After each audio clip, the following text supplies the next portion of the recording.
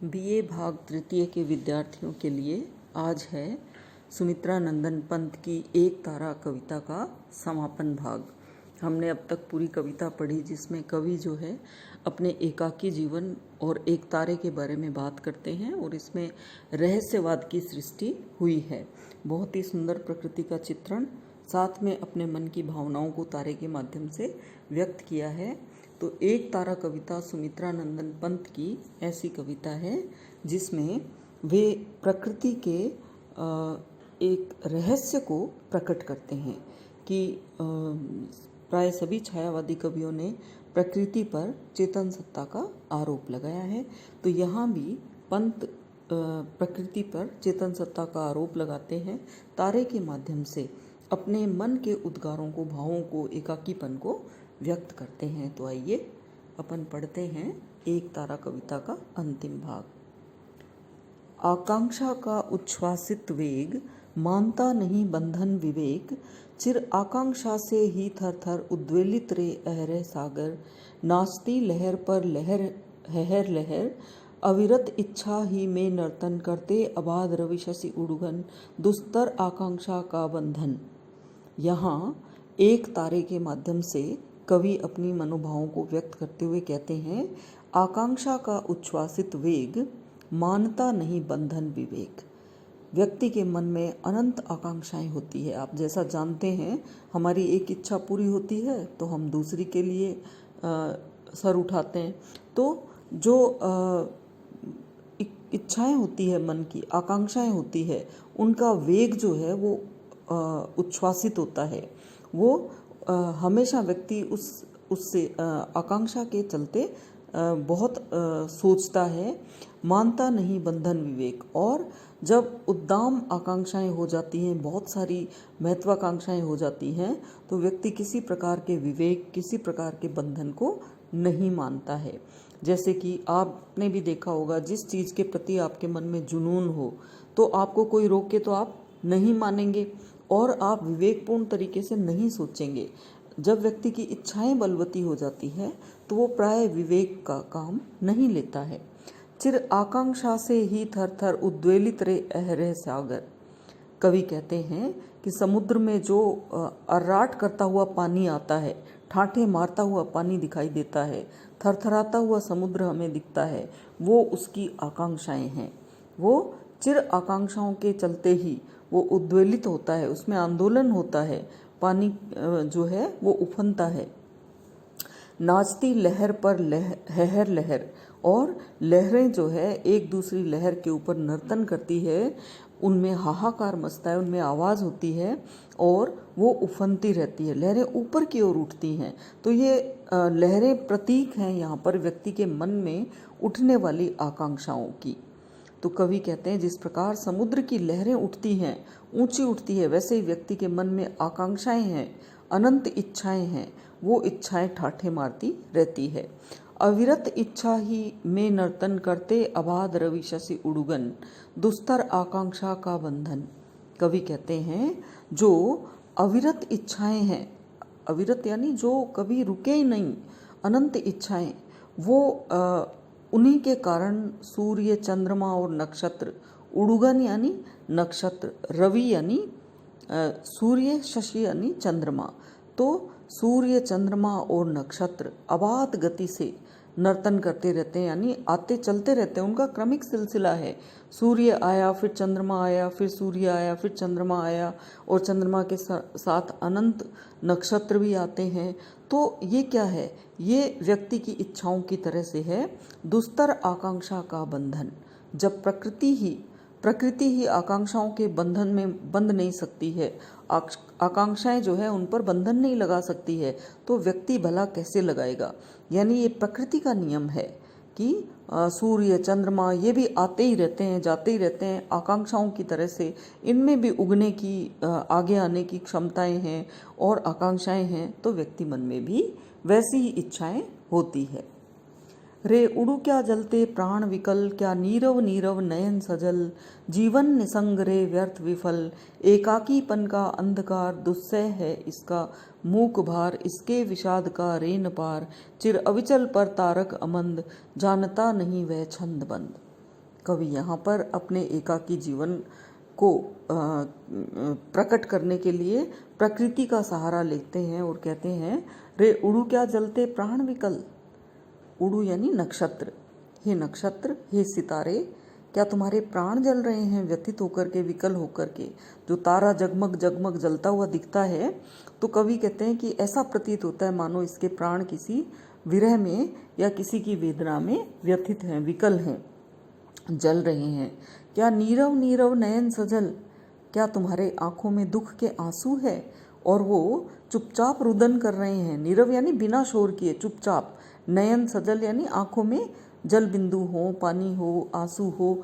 तो ये अश्रु किसको कहा गया है? ओस बूंदों को। रात्रि में तारों में ओस की बूंदें गिरती है तो कवि यहाँ प्रतीकात्मक रूप में कहता है कि क्या विकल होकर के कोई तारा व्यथित होकर के अपने प्राणों को जला रहा है, साथ साथ उससे आंसू भी बह रहे हैं। जीवन निसंगरे व्यर्थ विफल। कवि कहते हैं जीवन जो है एकाकी है, निसंग यानी बिना किसी के साथ का, व्यर्थ है, विफल है। यहाँ कवि की निराशावादी भावना व्यक्त हुई है और तारे को देख करके उनको अपने जीवन की स्थिति याद आती है। एकाकीपन का अंधकार दुस्सह है इसका मूक भार, इसके विषाद का रे न पार।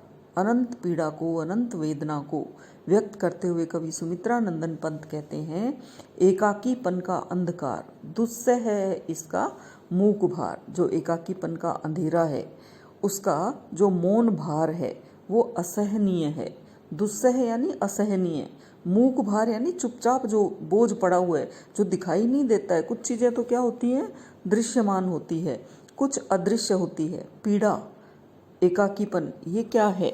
ये कभी दिखाई नहीं देते हैं लेकिन इनका भार जो होता है वो असहनीय होता है।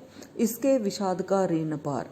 कवि कहते हैं अकेलेपन का जो दुख है, विषाद है, विषाद यानी दुख, उसका कोई अंत पार नहीं है, कोई इसके माप नहीं है। चिर अविचल पर तारक अमंद, जानता नहीं वह छंद बंद। कवि कहते हैं कि ये जो तारा है वो अमंद यानी बिल्कुल मंदा नहीं पड़ता है, जगमगाता ही रहता है। अविचल, स्थिर रह करके लगातार जो है ये तारा जो है चमकता रहता है, टिमटिमाता रहता है, अपनी उपस्थिति दर्ज कराता रहता है। वो जानता नहीं छंद बंद, कोई किसी प्रकार के बंधन को, किसी चीज़ को नहीं मानता है। जैसे कविता में एक बंधन होता है, शब्दों में एक बंधन होता है, किसी के भी जीवन में बंधन होता है, लेकिन ये सितारा जो है इसका ये कोई बंधन नहीं जानता है, जैसा हम संसारी लोग बंधन में बंधे होते हैं। वह रे अनंत का मुक्त मीन, अपने असंग सुख में विलीन, स्थित निज स्वरूप में चिर नवीन, निष्कंप शिखा सा वह निरुपम, भेदता जगत जीवन का तम, वह शुद्ध प्रबुद्ध शुक्र वह सम, गुंजित अलिसा निर्जन अपार, मधुमय लगता घन अंधकार।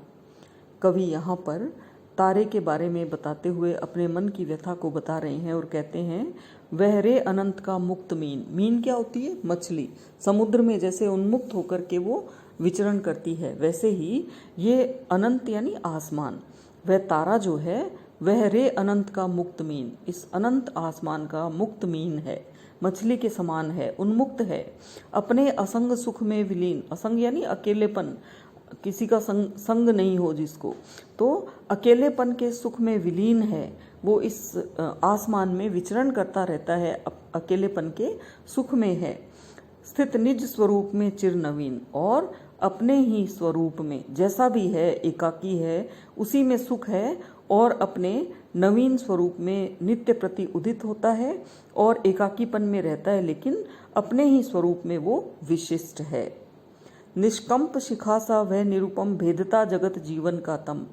निष्कंप शिखा जो बाती होती है ना दीपक की, जो बिल्कुल कांपे नहीं, हिले नहीं, तो बाती तो हवा से कांपती है, लेकिन वो उस ऐसा है जिसकी कोई उपमा नहीं है, किसी को अपन उसके अनुसार उसकी उपमा नहीं दे सकते हैं। ऐसा निरुपम तारा है जो एक निष्कंप शिखा के समान है, यानी कभी न डोलने वाली, कभी किसी आंधियों से, हवा से न कांपने वाली शिखा के समान निरंतर जलता रहता है और भेदता जगत जीवन का तम, इस संसार और जीवन के अंधकार को दूर करता रहता है। ऐसी दिव्य शिखा जो जलती रहती है, जिसकी कोई उपमा नहीं है और जो अपने आप में विशिष्ट है, इस संसार के, इस जीवन के अंधकार का अंत करता रहता है। तम यानी अंधकार।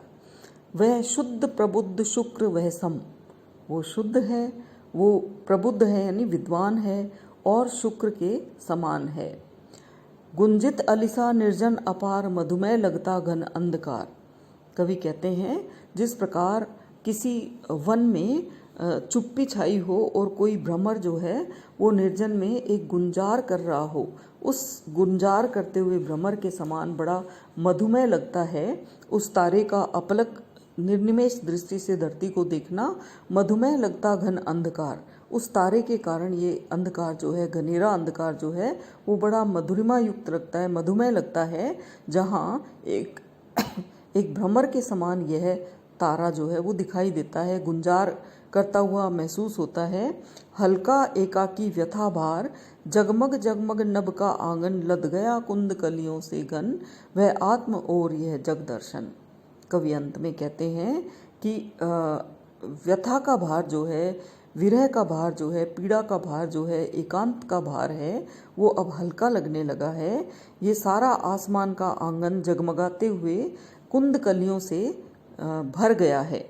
घन यानी बहुत घनेरे कलियां बिखर गई हों, जैसे सफ़ेद फूलों की कलियां खिल जाएं तो कितनी सुंदर लगती हैं, वैसे ही आसमान के में सफ़ेद सफ़ेद सितारों की कलियां ऐसे खिल गई हैं, ऐसे लगता है आसमान का आंगन जगमगा गया हो सफ़ेद कलियों से। वह आत्म और यह जग दर्शन, ये तो संसार का दर्शन है, वो आत्म दर्शन है। तो यहाँ ब्रह्म आत्म के दर्शन को बताया गया है सितारे के माध्यम से। तो रहस्यवाद की सृष्टि हुई है और इसमें बिंबात्मकता, चित्रात्मकता, दृश्यात्मकता के दर्शन होते हैं, गीतात्मकता के दर्शन होते हैं। तो आज अपनी यह एक तारा कविता समाप्त होती है। पढ़िएगा बच्चों और इस चैनल को सब्सक्राइब करना, अपने मित्रों से भी कहना और शेयर करना, पढ़ना। धन्यवाद।